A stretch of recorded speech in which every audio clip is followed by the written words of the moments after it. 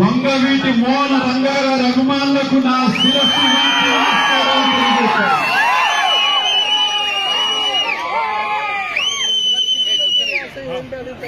ఈ స్టేజ్ మీద చాలా మంది పెద్దవాళ్ళు వంగవీటి మోహన్ రంగా గారితో చాలా కాలం తిరిగినటువంటి వాళ్ళు ఉన్నారు. వాళ్ళందరినీ చాలా వరకు మేము బాబాయ్ అని పిలుచుకుంటాం. ఎందుకంటే మా బాబాయ్తో పాటు తిరిగినటువంటి వాళ్ళు సహచరులు వాళ్ళందరూ కలిసి వెళ్ళారు కాబట్టి వాళ్ళని అలా పిలుచుకునేటువంటి అలవాటు మాకు వచ్చేసింది. వాళ్ళు ఎదురుకుండా రంగా గారి గురించి నేను మాట్లాడాలి అంటే కొంచెం ఆలోచించాల్సినటువంటి విషయం. కానీ ఆయన దగ్గర పెరిగినటువంటి వాడిని, ఉమ్మడి కుటుంబంలో నేను చూసినటువంటి కొన్ని విషయాలు మీకు తెలియజేయాలి కాబట్టి చెప్తున్నాను.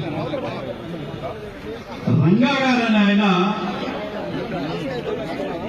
తప్పు చేసిన వాళ్ళని తన వాడినైనా కూడా శిక్షించడానికి వెనుకాడు. అంటే సామధాన భేద దండోపాయాలన్నీ ఎలా చెప్పాలో అలా చెప్తారు. అయితే మరి రంగా గారికి ఎందుకు చనిపోయి 35 సంవత్సరాలు అయిపోయినా ఇంకా గుర్తుపెట్టుకున్నారు అంటే ఆయన జీవితంలో ఒక్కొక్క భాగం ఒక్కొక్క చరిత్ర లాంటిది.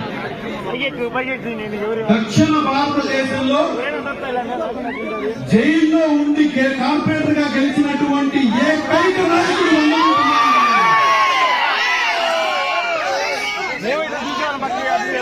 ఒక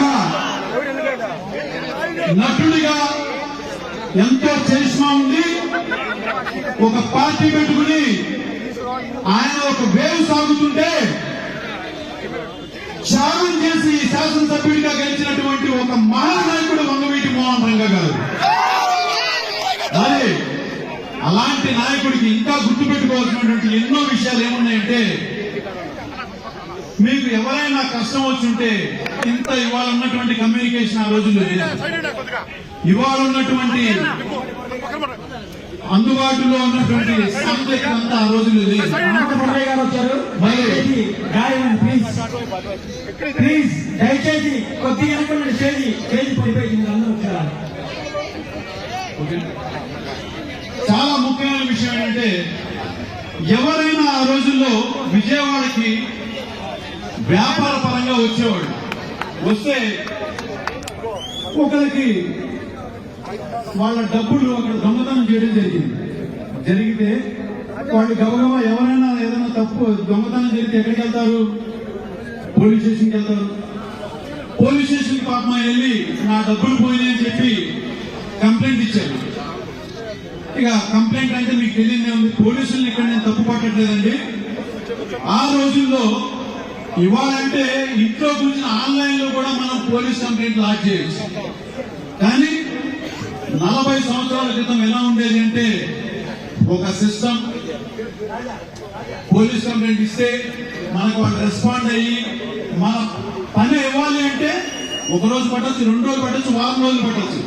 సరే ఆయన ఏంటంటే ఒక వ్యాపారస్తుడు.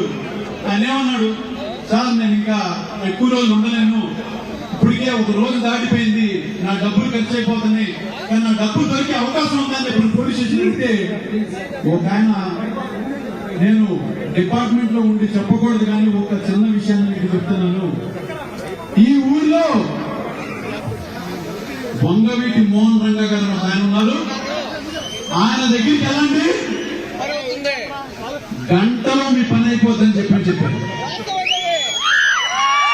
అయితే ఆయన ఇంటికి ఎలా వెళ్ళాలంటే, మరి నాకు దారి తెలియదని చెప్పానంటే, ఏ రిక్షా వాడిని అడిగినా, ఏ సందులో ఎవరిని అడిగినా వంగవీటి మోహన్ రంగా గారి ఇంటి దగ్గరికి మిమ్మల్ని తీసుకెళ్తారని చెప్పాను. అలా ఆ వ్యాపారస్తులు వచ్చారు. వస్తే ఇంటి దగ్గర అంతా జనాలు ఉన్నారు. ఎలా వెళ్ళాలి, ఎలా కలవాలి? కానీ వంగవీటి మోహన్ రంగా గారి దగ్గర ఉన్నటువంటి సిస్టమ్ ఎంత గొప్పది అంటే, ఒక కొత్త వ్యక్తి వచ్చాడంటే వెంటనే ఆయన దాకా వార్త వెళ్ళిపోతుంది. కింద ఆయన అనుచరులు ఎవరైనా దేనికి వచ్చాడని చెప్పిన వెంటనే తెలుసుకుని పైన చెప్పాడు. అందులో ఉన్నటువంటి గొప్ప సిస్టమ్ ఇవాళకి కూడా ఇంత టెక్నాలజీ వచ్చినా కూడా ఎవరి దగ్గర రాలేదని చెప్పి నేను గర్వంగా చెప్పగలుగుతున్నాను. తెలిసిన వెంటనే ఆయన తీసుకెళ్లారు, మాట్లాడితే కూర్చోమని చెప్పారు. ఒక పక్కన ఆయనకి చెవులు ఒక చిన్న మాట చెప్పారు, మీరేంటండి ఎప్పుడు వచ్చారంటే నిన్న వచ్చానండి అన్నారు. భోజనం చేశారంటే చేయలేదు. సరే మీరేం కంగారు పడకండి, మీరు భోజనం చేయండి అన్నారు. ఆయన భోజనం చేసేటప్పుడు ఆయన చేతిలోకి డబ్బులు వచ్చేసినాయండి. అది అంటే ఈ ఉదాహరణతో నేను ఒక విషయం చెప్తున్నాను. ఆ రోజుల్లో ఓటు హక్కు వచ్చిన దగ్గర నుంచి వయో వృద్ధుల వరకు కూడా కష్టం వస్తే గుర్తుకొచ్చేటువంటి పేరు వంగవీటి మోహన రంగా అని చెప్పని ఎంతో అలాంటి ఒక నాయకుడిని అతి దారుణంగా చంపేశారు. భౌతికంగా ఆయన మనకి దూరం చేశారు, కానీ మన గుండెల్లోంచి మాత్రం ఇంచు కూడా తీసుకెళ్ళాలని చెప్పండి చెప్పగలుగుతున్నాను. ఆయన ఆశయాలకి ఎంతో మంది వారసులు ఉన్నారు. ఎందుకంటే రంగా గారు ఆ రోజున ఎన్టీ రామారావుకి ఛాలెంజ్ చేసి ఒక మాట చెప్పారు, ముఖ్యమంత్రి నన్ను చంపొచ్చు, ఈ రంగాన్ని చంపితే కొన్ని వేల మంది రంగాలు పుట్టుకొస్తారని చెప్పని ఆలోచించారు. ఆ వేల మంది రంగాల్లో ఒకటి ఈ వంగవీటి నరేంద్ర. ఎక్కడా కూడా వెనకడుగు వేయడు. వంగవీటి అభిమానుల కోసం ఎక్కడ అపేక్షించడు. ఏ కష్టం వచ్చినా కూడా పిలిస్తే పలుకుతాడు, చిరునవ్వుతో అభిమానిస్తాడు. కుటుంబ సభ్యులుగా ఆప్యాయతగా పలకరిస్తాను. ఎలాంటి ఇబ్బంది వచ్చినా ఏదొచ్చినా ఆ కుటుంబ సభ్యుడికి నరేంద్ర ఉన్నాడని మరొకసారి తెలియజేసుకుంటూ మీ అభిమానులంతా గుండెలు నింపుకుంటూ నుంచి అనేక కార్యక్రమాల మీద ఎంతో మంది అభిమానంతో పిలిస్తే వెళ్ళాను, ఆ కార్యక్రమాలు చేసుకుంటూ వచ్చాను. నాకు ఆ అదృష్టం కలిగింది. ఆయన దగ్గర పెరిగినందుకు, ఆయన దగ్గర నేర్చుకున్నందుకు మొత్తం సూటిగా మాట్లాడతా. తప్పు తనవాడు చేసినా కూడా ఆలోచించదు. అలాంటి ఒక మహానాయకుడి గురించి చెప్పేటువంటి అవకాశం ఇంతమంది పెద్దల ముందు వచ్చినందుకు మరొకసారి మీ అందరికీ కృతజ్ఞతలు తెలియజేసుకుంటూ చాలా మంది మాట్లాడే ఉన్నారు. ఎన్నో విషయాలు చెప్పుకోవచ్చు రంగా గారి గురించి, రోజు తరబడి చెప్పుకున్నా కూడా గడవదు.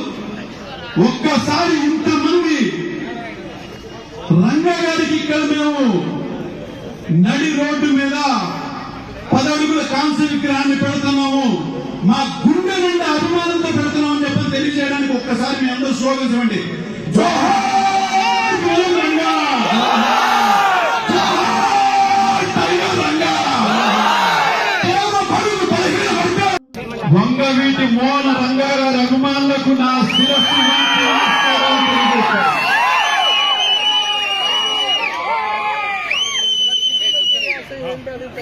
ఈ స్టేజ్ మీద చాలా మంది పెద్దవాళ్ళు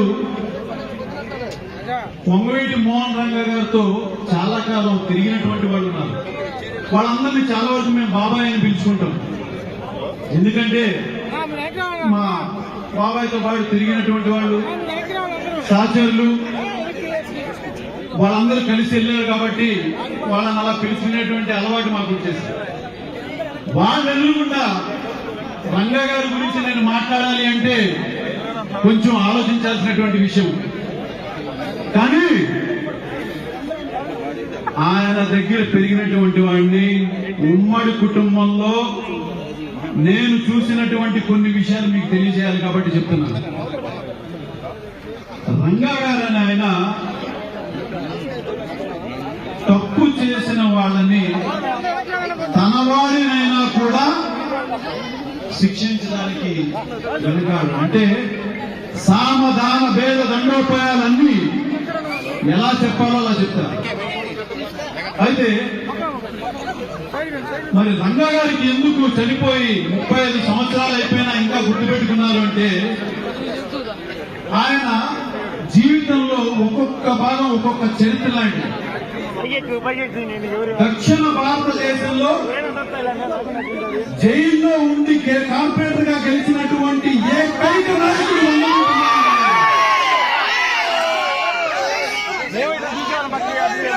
ఒక నటుడిగా ఎంతో చరిష్మా ఉంది. ఒక పార్టీ పెట్టుకుని ఆయన ఒక వేవ్ సాగుతుంటే త్యాగం చేసి శాసనసభ్యుడిగా గెలిచినటువంటి ఒక మహానాయకుడు వంగవీటి మోహన్ రంగ గారు. మరి అలాంటి నాయకుడికి ఇంకా గుర్తుపెట్టుకోవాల్సినటువంటి ఎన్నో విషయాలు ఏమున్నాయంటే,